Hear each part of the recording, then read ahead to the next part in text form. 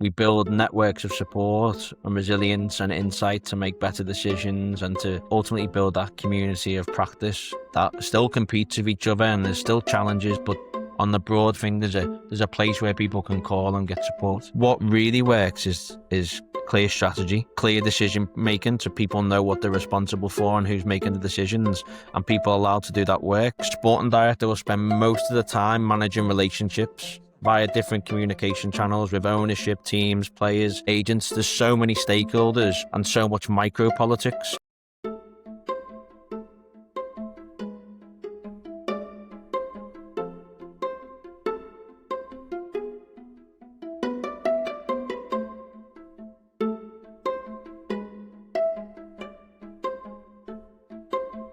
Welcome to the Football Economy, the show where we break down the business and strategy behind the world's most popular sport. I'm Ibrahim, and today we're talking about one of football's most influential yet often misunderstood roles, the sporting director. If you ever wondered who's really making the big decisions at your club, the transfers, the strategy, the long-term vision, chances are there's a sporting director pulling the strings. It's a role that's evolved dramatically. What started as a solution to managerial stability has become the nerve center of modern football operations. My guest today is Dr. Daniel Parnell. He is the CEO of the Association of Sporting Directors. He's also a FIFA technical expert and an associate professor. Dr. Daniel bridges the gap between academic research and football practice, so a very rare breed. He's worked with clubs across Europe, studied how the industry really operates, and has built a global community of the people actually doing the job. Dr. Daniel, welcome to the Football Economy. Thank you, Ibrahim, for the very kind welcome. Good to be here. You're welcome. And yeah, so I think the first thing I'll start with is doing some research on you.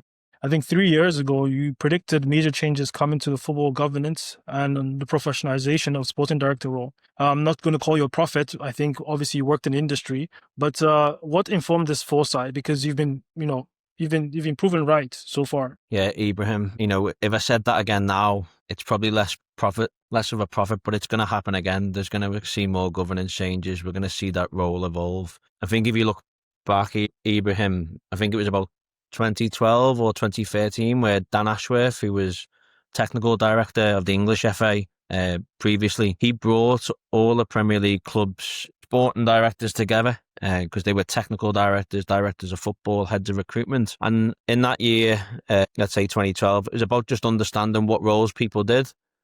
Fast forward a few years, they developed an FA Level 5 technical directors course. And on the back of that, they set up the Association of Sporting Directors. So a member organised and developed organisation by sporting directors themselves. So there was probably some resistance around football at the time. But by 2018, I would say that resistance was starting to dissipate. What we were seeing is organisations and clubs were under pressure, so they needed more expertise. They needed people to help deliver different types of strategies. So fast forward to where we are now, I think every club has one form of model where someone will assume that sporting director role 100% like it has in different ways, or that the role is spread across numerous people. But I would say it's about 90% of English Premier League and Championship clubs have adopted the role using different governance and different leadership models. So we've come a long way, but still a bit of a way to go. Yeah, so it's just to take a step back. And yeah, I do agree with what you've mentioned. We've come a long way, and there's still a long way to go regardless. And you're right that a lot more disruption will come. I think roles like this, the sporting director role, it's sort of like, correlated with like technology in a way, because as more technology becomes advanced, and obviously we live in a very AI proliferated world, then the sporting director tends to change in terms of how it needs to be more efficient, how it needs to be more of an impact role and hitting the bottom line, which is essentially why the role existed in the first place. My question is going to take us a step back. So I just want to have a sort of like a brief understanding as to how you became who you currently are. As I mentioned in the intro, you're the CEO of this ASD, the Association of Sporting Directors, which is a very impactful sort of like association. How have you basically mapped out your career so far? I know I'm not saying that you strategically created this or sort of like environment you're in, but you come from an academic background and you're football academic in that sense. But how have you basically navigated the role of being an academic, but also now being an actual industry participant with the ASD community? Yeah, good question, Ibrahim. I guess my golden thread will always be something. It's always been sport and it's always been football for me, but then it's always been what it provided beyond the pitch. For me, football gave me friendship, support, opportunities that I wouldn't have got elsewhere, and that's from a grassroots amateur game perspective. So everything that's driven me by hook or by crook is about trying to replicate the opportunities for others now at a global scale. But in terms of a plan for my career, I love football. I was very fortunate to go to university, the first in my family. At university, I didn't enjoy it at all. And in the last 6 months, I probably worked really hard, got a 2-1 in sports science, exercise and health, and then got an opportunity to do an MPhil, a Masters in Philosophy, at working with Everton Football Club. And then from there, I was very fortunate to be given that opportunity, transferred from MPhil to PhD. Wasn't too interested in ever continuing at university or studying a PhD, but wanted to be the best football coach I could be, wanted to be the best person I could, and just kind of rolled and focused on learning from other people.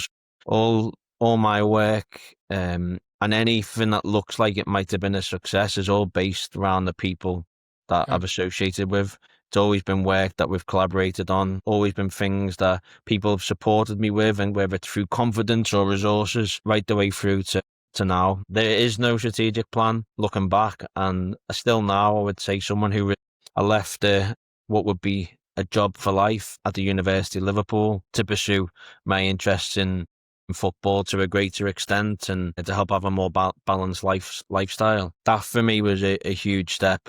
But I did that with like quite a short-term plan. I just wanted to make the change, and I'd spent a lot of time, Ibrahim, meeting young people and older people and telling them when they asked for advice, oh, please go and back yourself, believe in yourself. But as a person individually, I didn't do that at all. So now I'm trying to live up to that. I'm trying to back myself. And by doing so, doubling down on the good people around me, trying to learn more from them, trying to support them and be useful in the industry, and enjoying as much of it as I can. Yeah, I think anyone listening to this or watching this would definitely say that you've definitely been very useful. I mean, I've tracked so many articles, so many papers, different forums, different initiatives you've led from a very early age. So especially in your 30s, you are very prolific. So I think anyone would be, would definitely concur in that statement. But yeah, I mean, Ibrahim, you can keep this in, but I'm just tipped out to me 30s, and then I'm into the 40 bracket now as well. But I'll take that still as a compliment, okay? Yeah, no problem. So yeah, I mean, one of the papers I recently read, which I think you reposted on LinkedIn actually recently, well, you co-authored this, I should say that first. This research paper was basically talking about working as a sporting director, which is very helpful for everyone in the industry, whether you want to be one or not, specifically to understand how impactful the role is and what it should be. But you mentioned there that there's a stability problem as a whole in soccer. I'm interested that you use the term soccer. So can you quantify for an investor listening to this, what do you mean by stability in terms of, cost structure, in terms of the compensation package around what the sporting director does? Yeah, I think the first point would be more broadly about that kind of research, Ibrahim, is research has fascinated me, but I didn't want to be a type of professor that just sat behind a desk telling other people's stories. I was very keen to make sure that I worked with leaders in the industry, and that's one of those opportunities where I wanted to go out and work with these people. These people had something to say, and it also aligned with the Association of Sporting Directors, because we want to generate evidence and not just best practice examples, but evidence out there to support people coming through. For those that would be interested in this, when I talk about stability and more broadly, I believe really good ownership comes from having a informed and clear strategy. Then really good governance that includes really clear decision-making processes. This will then inform the skills and capabilities of the type of people you need in your organization. And importantly, the type of sporting director that you recruit, because you need to find the right one to deliver on your strategy at that point in time, which may change as the strategy progresses. And then you've got to empower them to get on with the job. And I think some of the best cases that we've seen in football is where there's an ownership structure, there's good governance, clear decision making, and then they've got good people being allowed to do the job. I think that bit of stability allows the organization to flourish no end in many different ways. It's not a guarantee of success, but without it, it's a guarantee of failure. And in terms of the sporting director itself, I mean, the different terminologies for it. So in England, it goes from technical director to director of football. In America, it might be chief soccer officer, chief soccer operator.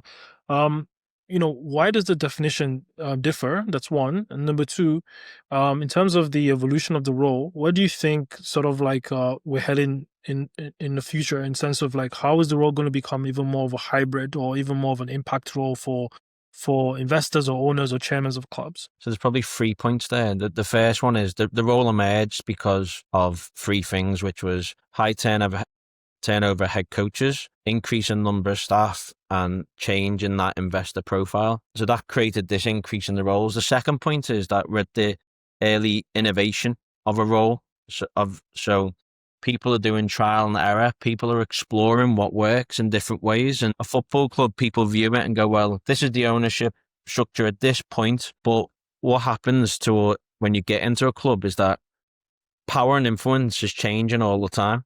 So any one club,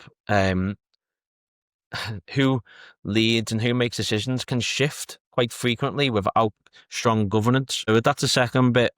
First bit is that change in the environment and people trying to bring stability and consistency. Second bit is we're in this trial and error.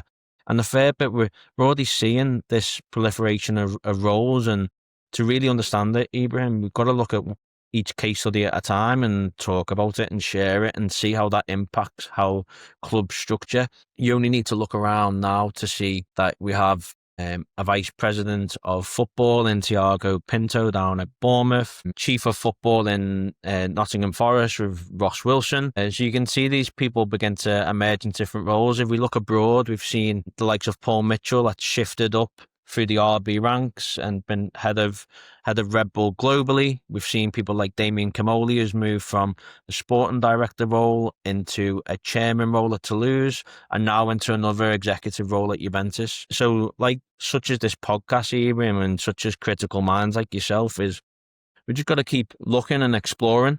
What are the titles? What are these people actually doing? And whether is it successful or not? And then we've got to take lessons into our own practice. It's that's the messy business of exploration and experimentation. Yeah, no doubt, and I agree with you.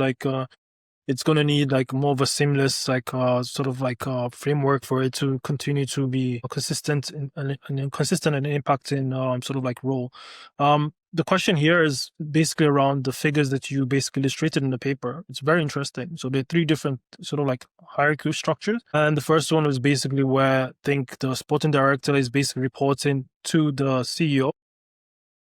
Might be wrong. The sporting director is reporting to the CEO, the flat structure where the finance and operation, HR and legal and marketing are adjacent to it. And then the second structure is basically where the sporting director is reporting to the CEO, but the CEO obviously then reports to the governance board and then the chair. And then the second one is basically where the sporting director sits close to the head coach and the chief operating officer, and then they all report to the governing board and then to the chair. Which one of these sort of structures works best in England, let's say the English Premier League? Obviously, we have to take into consideration the different owner profiles. They come with the different frameworks and structures. But as a whole, when you've looked at it from your research, but also from your actual insights day to day, what do you think works best? Yeah, Ibrahim, it's a great question, but one can honestly not answer it, but I can give examples. I think what's really important with these types of research is just to understand what's going on and then compare and contrast to what we see. What works best is real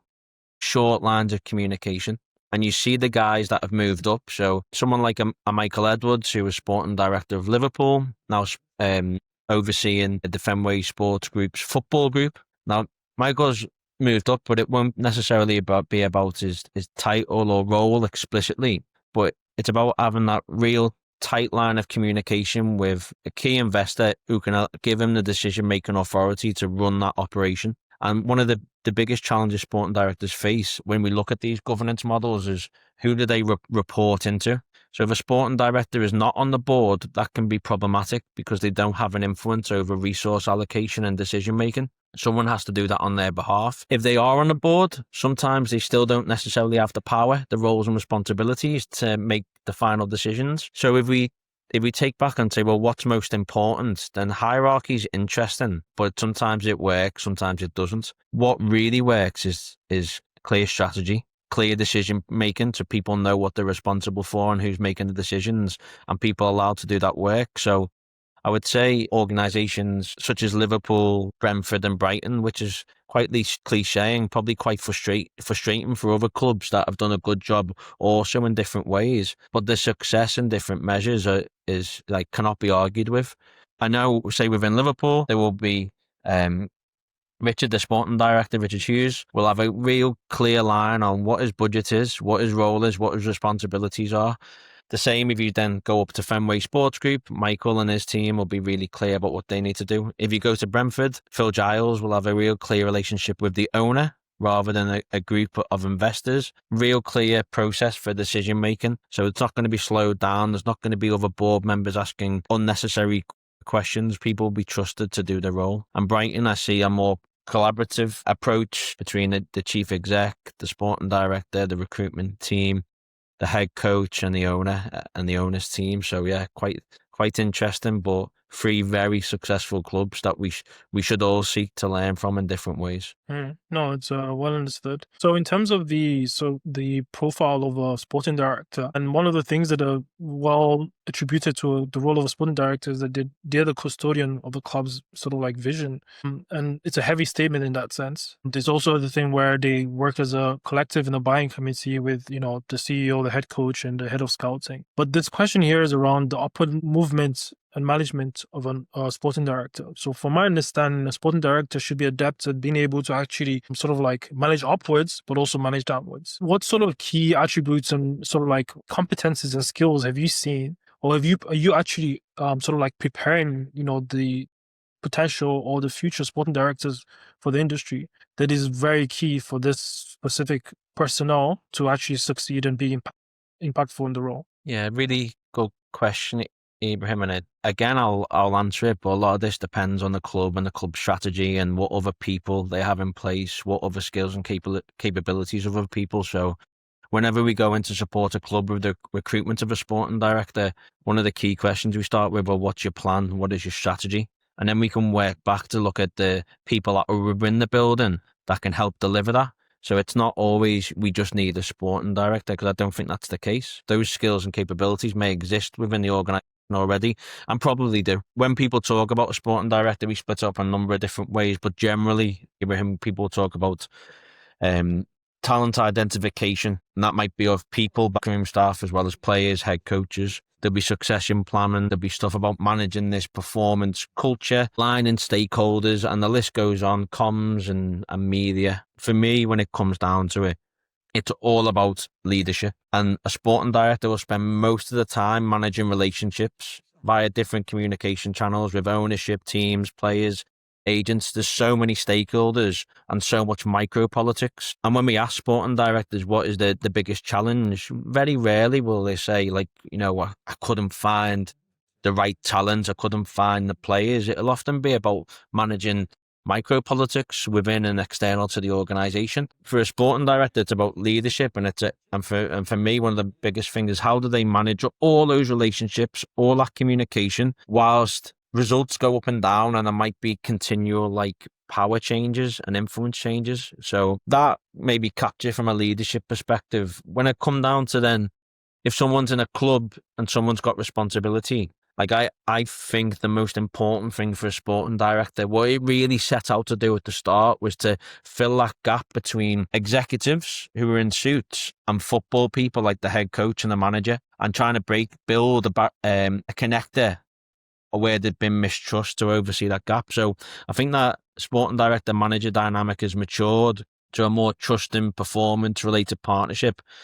However, I think now more than ever, sporting directors, once they believe they have the right head coach, really need to double down and support them in more creative manners. And again, I think this can work only under the right governance model with the right sporting director, with the right strategy and power to deliver it. When I hear you speak, I think about two things that come to mind. So emotional intelligence, which is something you highlighted in the paper, and being adept at having very good communication skills. And Warren Buffett famously said that he actually went through a communication course, I think the Carnegie course, and he was able to eventually be as coherent and as clear in speaking, and this has obviously benefited him tremendously. But yeah, and specifically around football and sporting directors, this is always going to be the case where they have to be front facing. In some cases, they have to actually have a very good relationship with the media.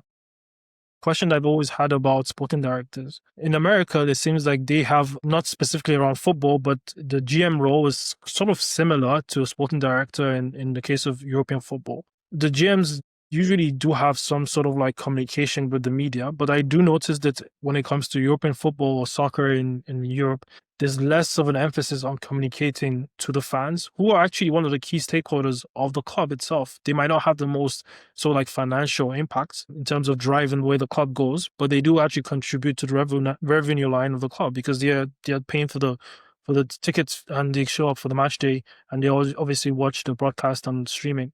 But the question here is basically, how important is it for clubs to allow their sporting directors to take on more of a front-facing communicative role with the media and broader football community, as opposed to the method that we have right now, which is the coach is the front-facing sort of like part of a club? Yeah, really good question, Ibrahim. Many sporting directors who have delivered and been successful year upon year in different countries, in different clubs, I think quite often they limit and manage their media to make sure it's really specific. They got a good feel for when it's needed, and quite often they're trusted to get on and do their job, and they deliver. After those sporting directors, where it becomes more challenging, sometimes it's the sporting directors' decisions, sometimes it's because they're operating within a challenging ownership or challenging governance situation, is they might need to be more front-footed with the media and be more communicative. Yet it's very difficult to talk about what's really going on if it's not going good behind the scenes. So they get caught in maybe two groups. One group talks a lot and has a risk of one, damaging the relationship internally, or two, which could be worse in the long run, is publicly taking responsibility for a decision they didn't make, trying to support and defend the club's position, which is perfect for an owner who's got too busy in decision making when there's poor governance in place. And then there's a second group that says, "I don't care. I don't care about what the fans say. Like everyone is entitled to the opinion, but I've got to focus on doing my job, and I haven't got time for that." And I totally understand their perspective. Yet I've seen many good people lose their jobs and never have a voice around things that might have saved them, and never been able to build that connection with fans. So again, there's some principle to that approach, but very difficult then to be frustrated if the fans turn against you and then they influence the decision making, because fans and the media kind of go hand in hand in different ways in terms of how news is developed, and that can be problematic for sporting directors. So in terms of an answer, I think it's about the right person, the right channel, the right time. And I've seen some difficult cases where maybe people have spoke too much, people haven't spoken enough, but it's very easy with the benefit of hindsight. I think when you're in there and there's so many things going on that people genuinely don't see and understand, it's very difficult. One of the big changes that may come is just the rise in the entertainment aspect of football, and it gets legislated as part of a new TV deal that sporting directors speak at half-time or give feedback or start to take more prominent roles in media. But yeah, I think maybe over the next 3 to 5 years we could see that. If we see that digital side of fan engagement become more important from that executive level, Yeah. and that demand for that information. Yeah, no, it's a very good answer, honestly, because the way I see it, the vision for football going forward is that more connectiveness, more inclusivity, fan engagement, and the sporting directors will be at the heart of that, ideally, because they're the ones actually creating the architecture of the playing staff, and also the sort of like the coherence of the football that's being played on the pitch. They hire the coach, they determine what players fit into that profile, and essentially they should be delivering on what sort of like progress or vision the fans should hear, and also investors or potentially key stakeholders. Ibrahim, if I just add to that? My friend, Dr. Paul Wordip and I have talked a lot about this idea that, right, football is about communication, it is about relationships, and it is an entertainment. And if we get away from that, then we get problems further up the supply chain and the resources, and then also to fans. So how do we get on the front foot with that? And we often talk about, well, how do we have like a creative director, so someone that works with a sporting director around an executive about how they present, how they communicate, how they do that, where do they do that? Because in the end, a lot of the decisions are made maybe a week or more before anyone else finds out about them. So how do we really prepare to deliver that in the best, most professional, most entertaining way, in the most appropriate way for different stakeholders? There's something exciting there. I think Crystal Palace has a creative director, but I'm not totally sure on the function. But I would love to see a creative director housed within the football department, working with the sporting director, helping prepare the decisions that they have to make and how they go about communicating them. Yeah, honestly, I'm so glad you mentioned that, because this is something that I'm actually exploring personally on the consultant side. So it's something I think is very needed for the fabric of football to develop, and also to make sure that that connectivity you mentioned with the fans continue, because at the end of the day, the game is actually at the center. The fans are the center of the game. But no fans, there's no money, no private investors, there's no outside capital. But yeah, so I'm glad you mentioned that. Yeah, so basically to try to like seamlessly move into what you do on a day-to-day basis, and you're the CEO of the Association of Sporting Directors, a very pivotal role that is needed for the industry, and I'm glad I'm speaking to you today.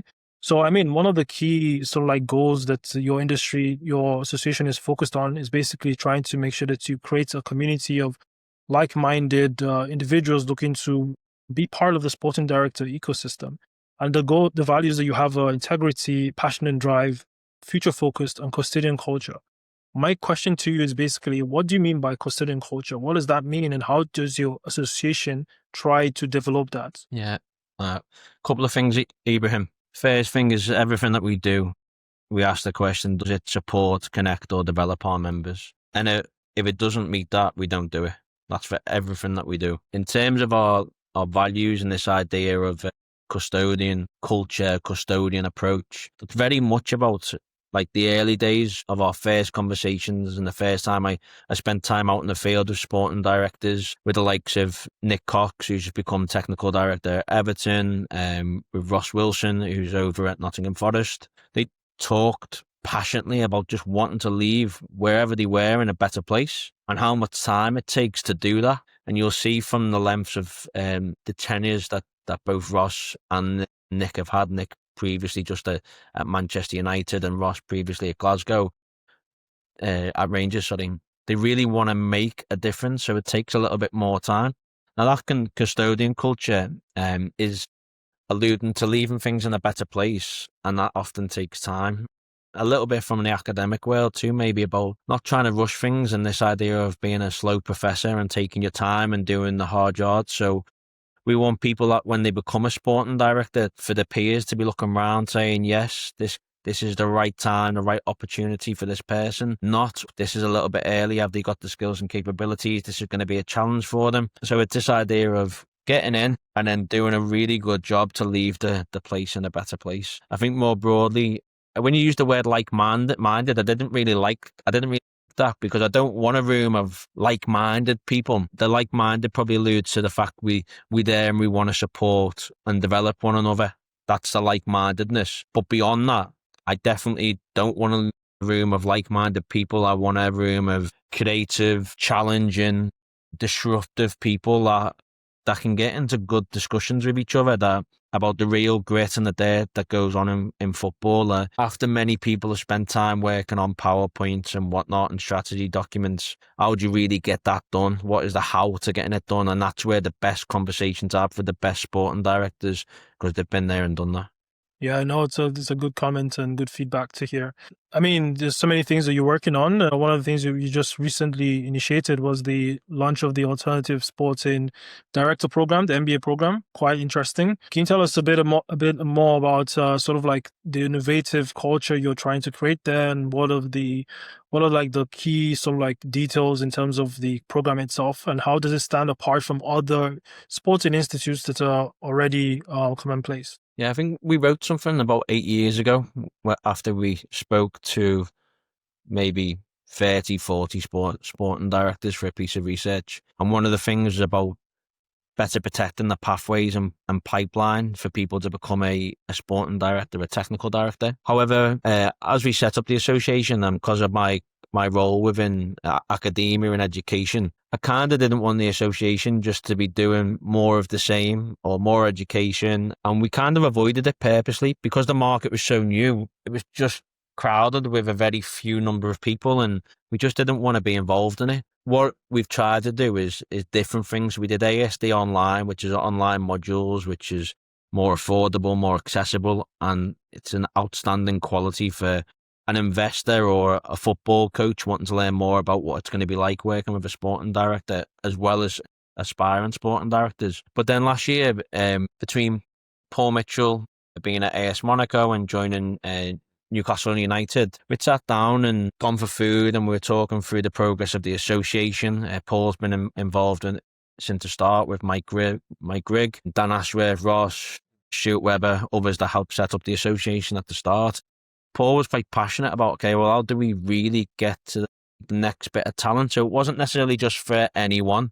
It wasn't necessarily for sporting directors. We had this really specific niche of people who had this leadership potential to go and lead a group of athletes, people, high performance within a very pressured environment of elite football. So we want to do something that, one, the resources that go back into the ASD. So that was big for us because we want a sustainable organisation. Bear in mind that all of our directors, we have full-time jobs elsewhere in different bits of the industry.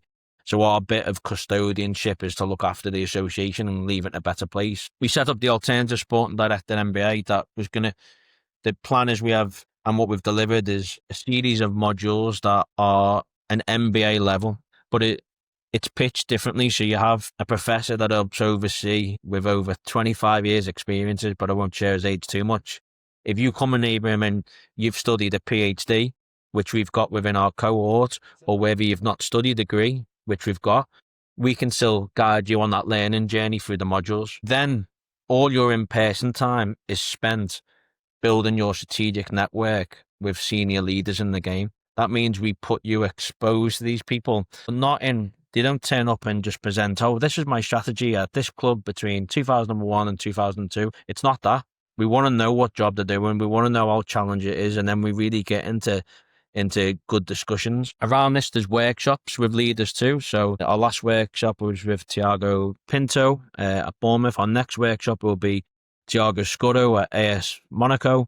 So these workshops go on throughout. We have career advisory. So every 4 to 6 weeks, they have a one-to-one with someone who's guiding their career. So it's not about getting another job. It's about consolidating and understanding where they are in their leadership journey. But it can also include getting another job or a promotion or getting yourself prepared for the future. And then, but not finally, we have our mentor program. So we are members of the association. People will view football as this ruthless environment, and it can be, but there's also a lot of collaborative competition, a lot of people who are really out just to help other people. So we have some outstanding mentors that are giving their time to guide our learners through the journey. So yeah, a lot of online, a lot of in-person.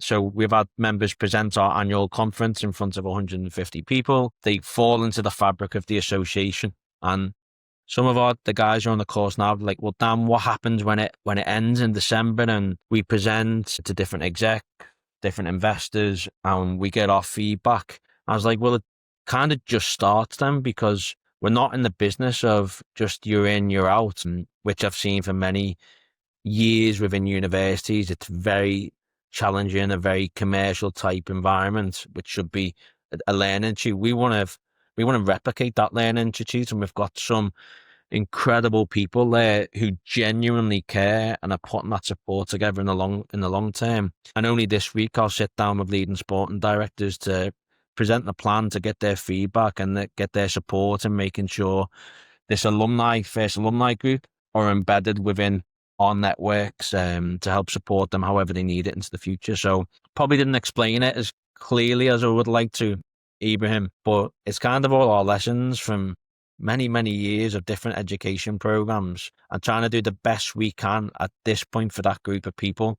Could it be more glamorous? Could it be more luxurious? Could we give more free gifts of what I've seen on other programs, or more exotic places beyond London, Manchester and Liverpool? Probably. But it's not important to us. What's most important to us is that they know that we care, and then we give them the right support as they go through. So the students, the learners, I think, feel that from us and the way we interact and give our time to them. Yeah, I mean, when I hear you talk, the first thing that comes to mind is you have a very clear eye for spotting niches. I mean, developing the Association of Sporting Directors is a niche in its own right. I mean, when it got started, right now, not necessarily a niche in the industry of football, but then also this sort of like targeting specifically this target group of potential sporting directors who are looking for more of a structured educational format of learning, and not in a university format, is also a niche in its own right. So that's sort of like my personal observation of your personality and how you approach things. And then, early stages. Yeah. I can't claim that though. I probably claim the skill which I've had to develop quite heavily over the years of just listening. So within the association, we have a passionate membership of over 900 members. We have a really switched on technical committee. My job is to listen more than anything, and then to go, okay, what can we do with our people and our resources to try and make this happen? I think the key for everything that we've done has been listening to the good people around us. For this one, we've got 30 people signed up for expressions of interest for edition 2. I think for us, the key bit is listen to the learners that have just done it as much as we can to shape this next program. So a big part of what we'll do over the next couple of months is just spend more time listening. So I can't claim it too much, Ibrahim. Just listening to more intelligent, more wiser people than myself. That's fine. But yeah, I mean, it's a good segue to what I want to talk about next, which is your partnership with IBOR. So the CEO of IBOR actually said that one of the motivational factors for collaborating with you guys, the ASD, Association of Sporting Directors, is that they had a great opportunity to listen and learn directly from the people who impact clubs the most.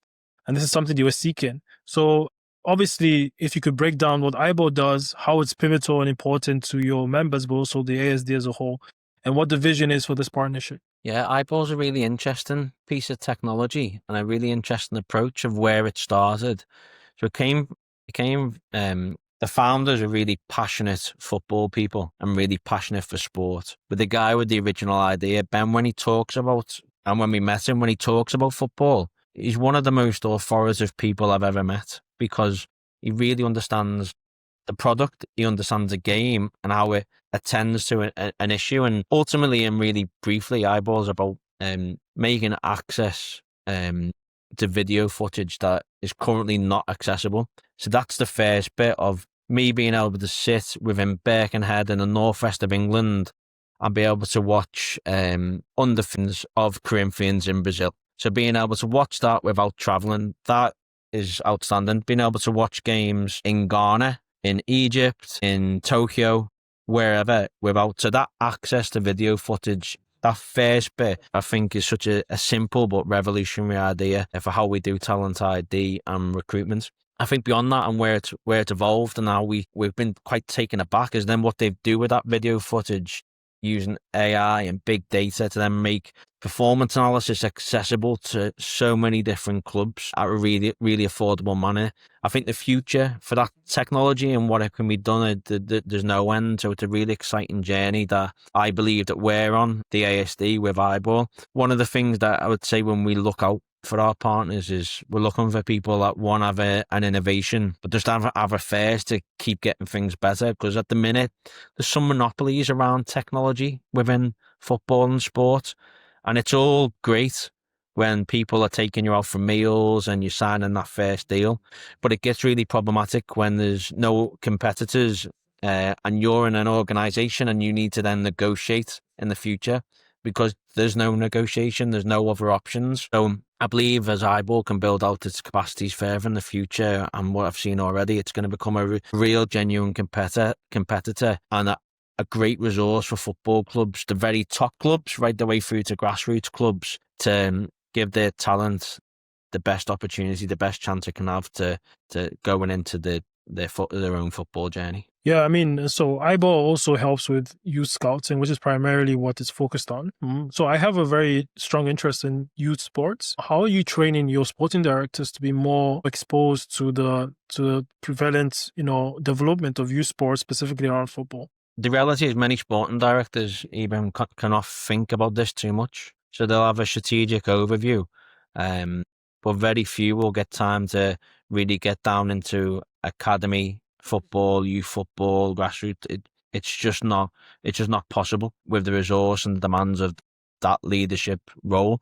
What they would do is they have some of the best people in the world working for them, and they trust them to then deliver and support and understand and innovate. And through different technical boards at different points throughout the week, month, year, they receive updates. Many sporting directors will occasionally spend time within the academy, but careful of making sure they know it's not their domain. But it also depends on what type of pathway they've had. So some have been more developmental, so they've been on the grass themselves and coached. Others may have come from an agent background. Some may have come from a legal or regulatory background. Some may come from elsewhere. So they just they all evolve that approach. But I guess in some level they've got to also take on the mantle that they're taking. So they want the job to be trusted and empowered. So they will recruit someone and trust and empower them to do the role in youth development. And then when it comes to the sort of like the regulatory issues around football, obviously the independent regulator comes to mind. And we do know that the bill has passed, and obviously we're waiting for it to come into fruition.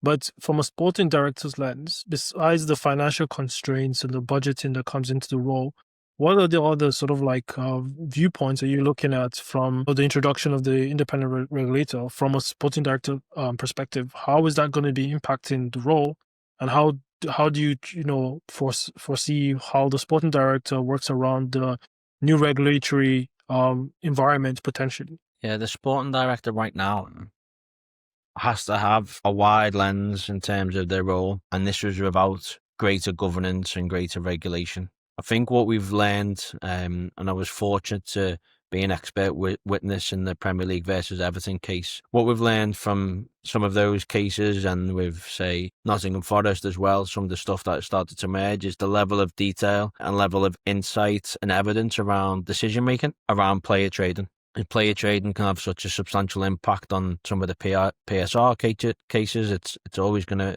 feature, definitely in the short term. Sporting directors now, as they've gone into roles maybe for the past 3 or 4 years, I've been aware of this, and it has been an ongoing concern. I guess the leaders that go in will probably look to someone like Kevin Felwell. So Kevin is now at Glasgow Rangers, but he came from New York Red Bull into Everton Football Club, but knowing that there was going to be problems and challenges. So Kevin joined that club facing the PSR case. So he inherited the consequences and challenges of decisions of former executives. That was often a consequence of what we can just say is poor governance of the former owner. So Everton were facing relegation. Kevin probably focused on stabilising the academy, a succession plan, and then managing that first team progress. So he had to try and keep that club and team competitive on the pitch, whilst also selling lots of players, whilst there was points deductions. So he would have lost a lot of his bargaining power because people knew about PSR, knew he had to sell, whilst also knowing he needed to sign and keep competitive. So he put what I would say, I use this term loosely as an Everton supporter, but he put the club in a very positive recovery position following this relatively dire situation. I think Kev, because I've discussed this with him in detail and also spent time with the club, is spent around 50 million or 145 million in 3 seasons across 6 windows, but then brought income in of 226 million from player sales, which is ridiculous, really. It's ridiculously good. So it just put the club in a more stable position. Because ultimately, I think if they hadn't survived, if they hadn't gone down, I think that the club would have been threatened in terms of its existence. That more stable footing in positive footing, allow for new ownership and investment, I would say. Now, clubs and other executives will see that, but they need to speak to these sporting directors who've gone through these experiences, understand the level of due diligence required. So it's not good enough to say, well, this was our strategy. People need to see it. It's not good enough to say we attempted to sell this player to X club, but they need to have firm evidence of everything to make their case as strong and as evidential as possible.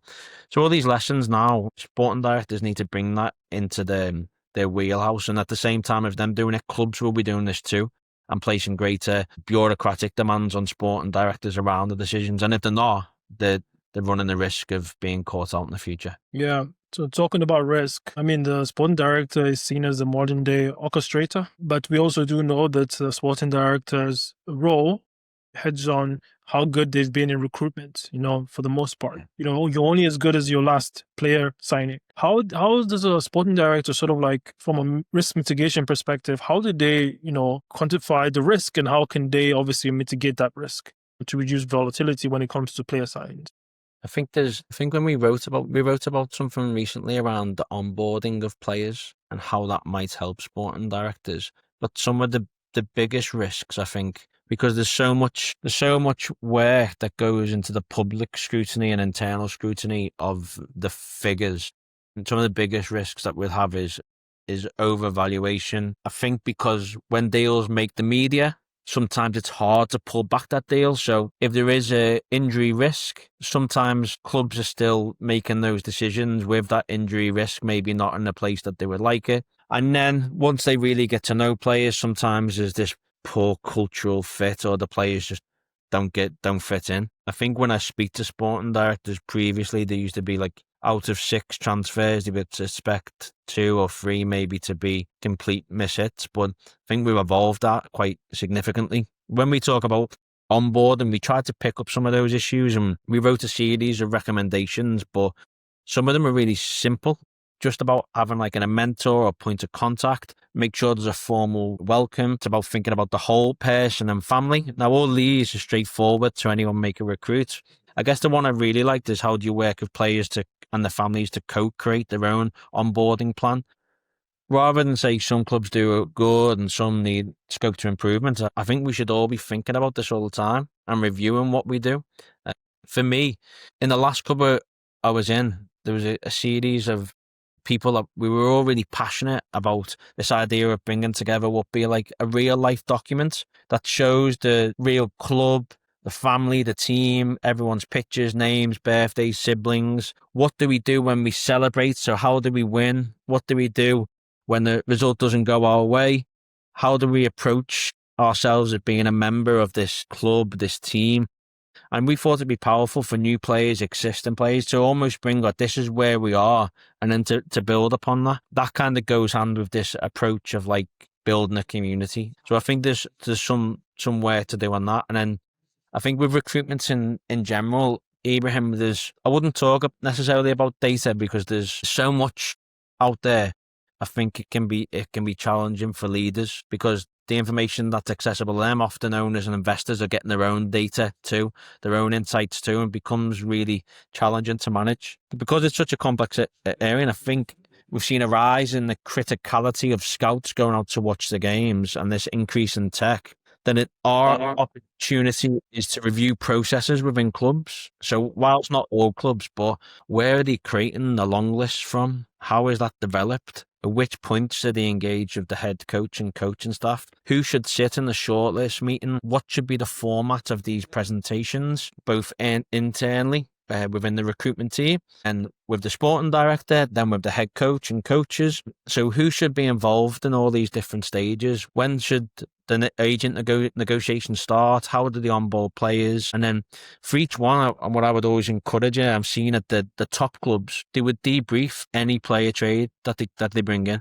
So that whole process. So who did what, when, what worked, what didn't, as a means of debriefing, reflecting and setting actions for the next transfer. Those types of things I think we can double down on whilst the data keeps improving. We can do more on the process and the people. Yeah, I completely agree with you. This is something that, as we see more insights and more expertise develop, the industry will become more efficient and follow through on what you've basically sort of like expressed. And then now we're basically going towards wrapping the episode. And the last thing is basically to give you a question and ask you what your first thoughts are, and then I call it a rapid round. But yeah, so quick question, and you give me a quick answer, and then we see from that perspective how you see the world in from a football lens.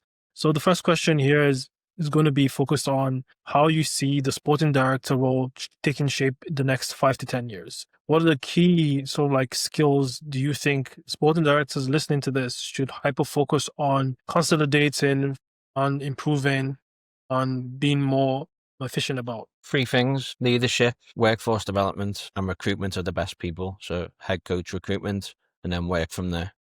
If you're advising a multi-club ownership group, I don't know what your personal opinions are on MCOs. Obviously, it's quite timely because of the Crystal Palace conundrum. But how would you structure the sporting director role in an ownership group such as that? I think you got 2 options. One, to centralize services, which we've seen some multi-club ownership groups do. I think there's some importance in centralized services from tech and a resource perspective. But beyond that, I think a club needs a leader on the ground, overseeing the club and being there, leading and supporting the staff on a day-to-day regular basis. How does your association, ASD, how does it build resilience for sporting directors? How do you cultivate that high pressure environment considering that you're not actually in it in that moment? Yeah, one of the key aspects of resilience building, of learning, of development is the people around you. So we're capitalizing on the growth and professionalization, on the need for